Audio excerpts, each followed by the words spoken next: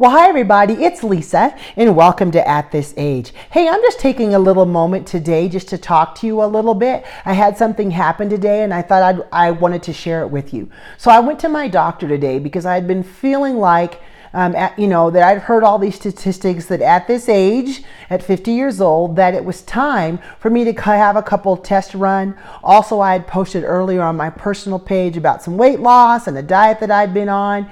And so I wanted to get my cholesterol level checked, my heart checked.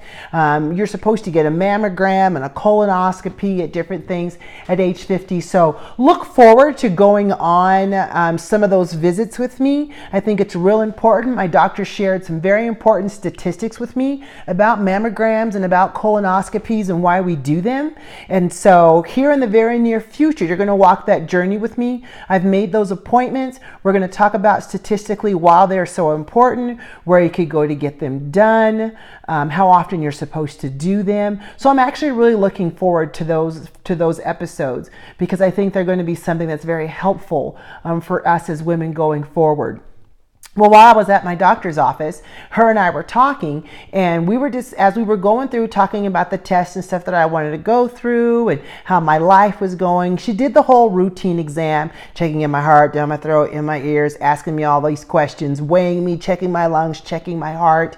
You know, she went back and she looked through my file and she said, "Lisa, you're healthier now at 50 than you were at 40. Well, as I was giving myself a nice pat on the back for being healthier then, I started to think about that all the way around. You know, I walked out of her office and I was glad that I was healthier now. I was glad that I had made some changes in the last 10 years that really helped me.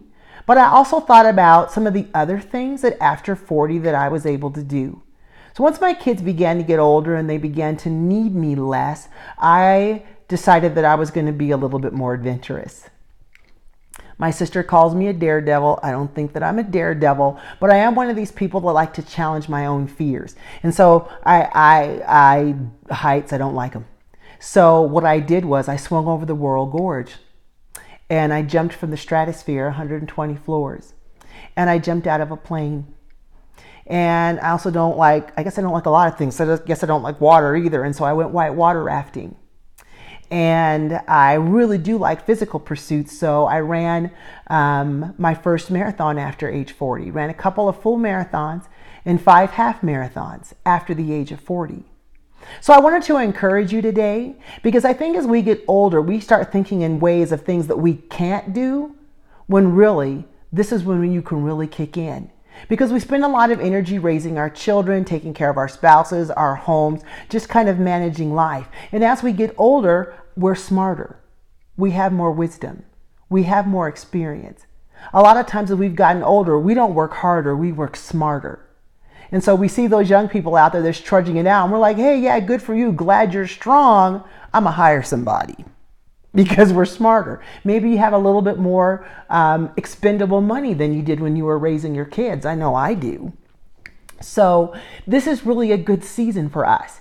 You know, when I looked at some things statistically and I looked at people, I mentioned it before that the actress that played the Queen in Black Panther started her acting career in her 80s. Also, Maya Angelou didn't write her first book or her first poem until she was 42 years old. You know, some of the women we look up to in Hollywood are our age. Jennifer Lopez just rocked like the halftime show. She's 50 years old. Shakira is 43. Jennifer Aniston, 50. Angela Bassett, 56. Who else was it in there that I said, oh my gosh, we look up to these women? I can't think now, but there's a lot of Mariah Carey. Still one of the great vocalists out there is getting ready to turn 50 years old. Let's add some men into that mix. The Rock, don't let him come into town. Don't let it happen. The Rock is 48. And look at that man, and he's starting all these different venues. Jay-Z, also late 40s. We won't even talk about Brad Pitt is now in his 50s, still acting, still demanding scale. So please do not limit yourself because you are now in the second half of your life. Colonel Sanders started KFC at 60. So, what can you do? Maybe it's time to write that book. Maybe it's time to start that business. Maybe you want to go back to school. On a very personal level, without naming her age, my sister Billy is in her 50s, getting ready to achieve her doctorate in sociology. She is knocking it out of the park.